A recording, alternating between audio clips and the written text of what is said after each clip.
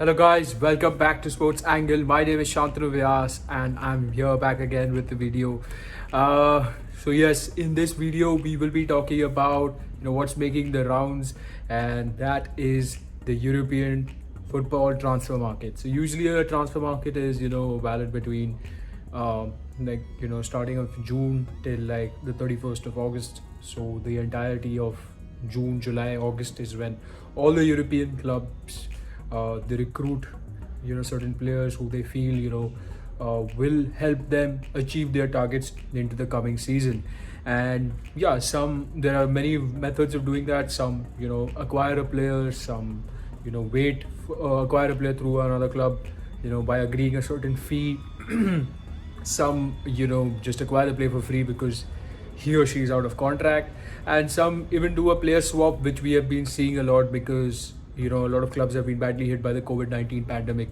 But overall, let's just talk about the transfer market of 2021 as to what's done and what is almost a 50-50 deal.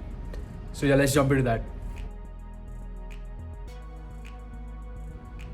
So okay, let's talk about the done deals first. These are the deals which have been finished, finito, donzo, and the players are officially they belong to that team now. The first one I'd like to highlight, and this is one of my personal, I would say, bargains of the season, is Sergio Ramos to PSG on a free. So his PSG haven't had to pay a dime to Real Madrid because his contract expired with Real Madrid and there was a mutual consent with Real Madrid to let him go. Obviously, PSG comes into the picture. Their sporting director Leonardo is very good in terms of getting these kind of deals done, and he appeals to a certain set of players, and he did to Ramos. And they offered him a 2-year deal, which he did not get at Real Madrid, and was one of his main decision factors why he joined PSG. Now, how he will improve PSG is, one, I feel on the field he'll have much more of a leader's presence. Very good at reading the game, very good at tackling, very good at heading. So in all departments, he is a gem for PSG. Off the field, I believe in the dressing room, he'll have more of that power of getting the youngsters to in the alignment for PSG to go and get that European success which they have not had, and which they are longing to have. The second deal, which I think is a very good one, again it involves PSG in it, is Achraf Hakimi to PSG again, and that is fantastic. One of the brightest young right backs on the European circuit at the moment. He's played for Borussia Dortmund, he's played for Inter Milan, he recently got the Scudetto with them, and he was also at Real Madrid, and so that is a very high profile player PSG are signing. Somewhere they needed that kind of reinforcement at right back, since Thomas Müller left, and they didn't have that going forward.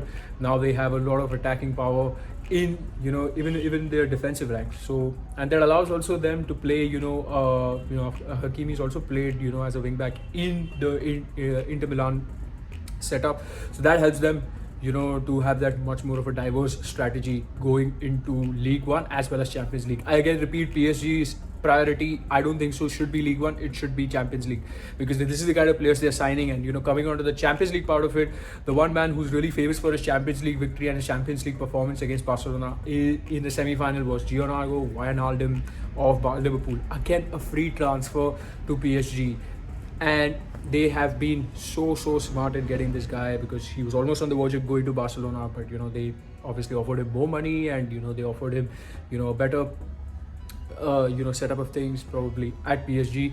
And another good leader to have on the pitch. He's a driving force, bursts into the midfield, scores. It's very unlike to hear that a midfielder is known for scoring goals, and that is Wijnaldum. And yeah, it's really good to have. Now, another free guy is someone who very recently is the Euro 2020 hero in Donnarumma. Donnarumma is again came off a free. I mean, PSG's done some fantastic business out here. They've spent in 40 million in what they spent in June. They've managed to get 4 world-class players. So it's a very good piece of business done by them.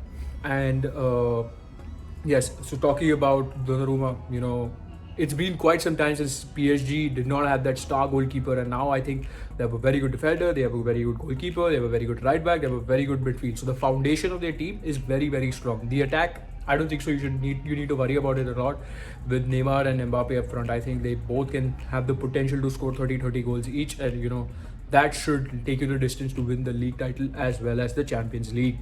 So I think that's that about it. About PSG's transfer window, I think the entire of June has belonged to them in terms of transfers. Now let's talk about, last but not the least, this is my personal favorite because it's my team, Jadon Sancho to Manchester United. Yes, it's all done and dusted. The paperwork is done. In some hours or probably even if while you're watching this video, it might get announced. I mean, I'm really hoping for it. It's a good announcement. So Jadon Sancho to Man United has been happening since forever because it started back in 2019, then it went on to 2020. The clubs could not agree a fee. Dortmund's asking price was a bit too much, but they had a gentleman's agreement with Sancho to let him go in the 2021 window.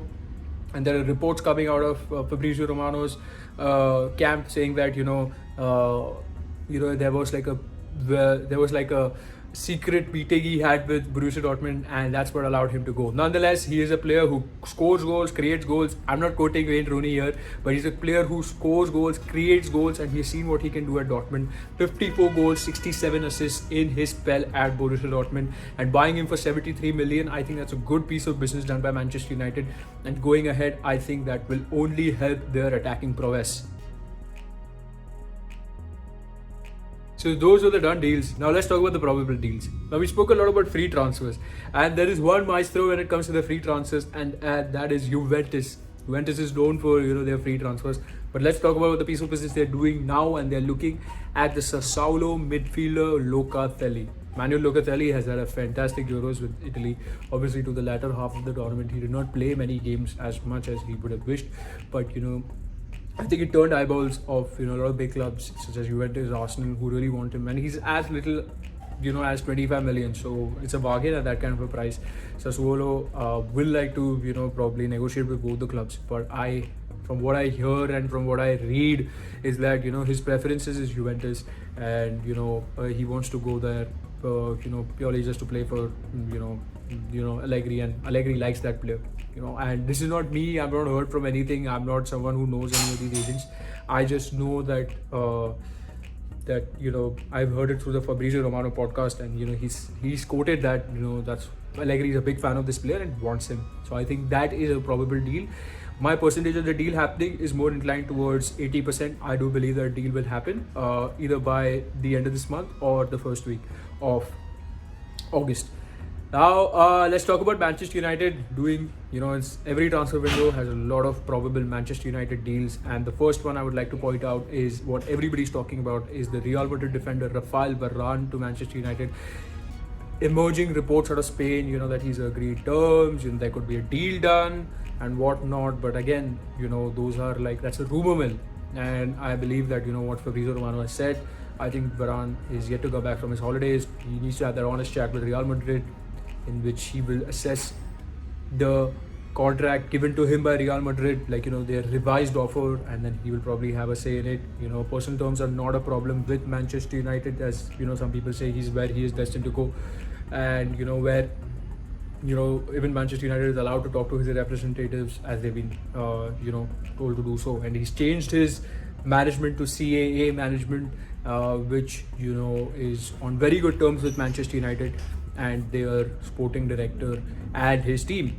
So let's wait and watch what that happens. My predictability of that transfer happening is 50-50. I'm not going to put my money on it like I'm dead sure it's going to happen, because it's happened in the past where Sergio Ramos used Manchester United to get a contract, and the situation does not look very, very different.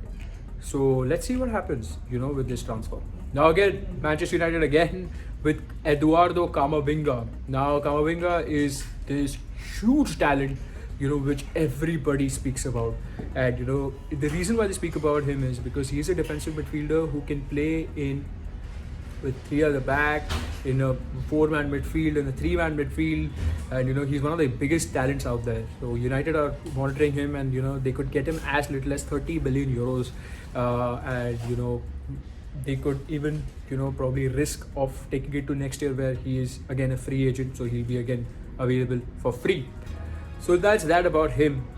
And the fourth, I think, probable deal, which is, I don't know, This is Haaland to Chelsea. Haaland to Chelsea has been doing the rounds. Chelsea has been, given a go to spend as much money as they want to on a world-class striker in Erling Haaland. Now, Erling Haaland is probably one of the biggest names when it comes to strikers out there.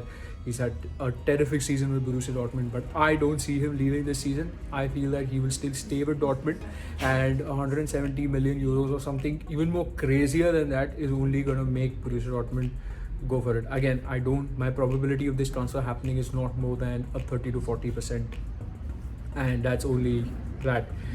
So talking about swap deals now. I did mention swap deals at the start. Now Saul Niguez and Antoine Griezmann are going to have a swap deal. So Antoine Griezmann is of Barcelona and Saul Niguez is of Atletico Madrid. It would obviously go the other way.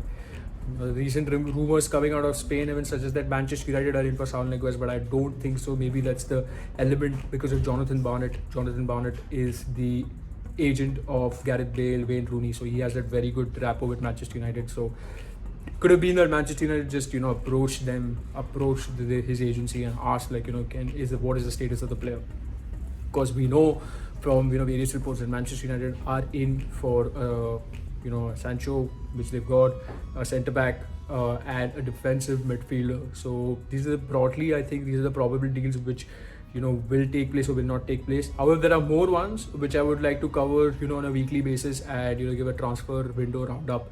So hope you like this video, and I'd like to make more of these, and do drop in the comments down below who you think is going to be the best transfer, the most unlikely transfer, and probably a very bad transfer. I'd like to know your thoughts on the same. Thank you. Oh yes, also like, share and subscribe.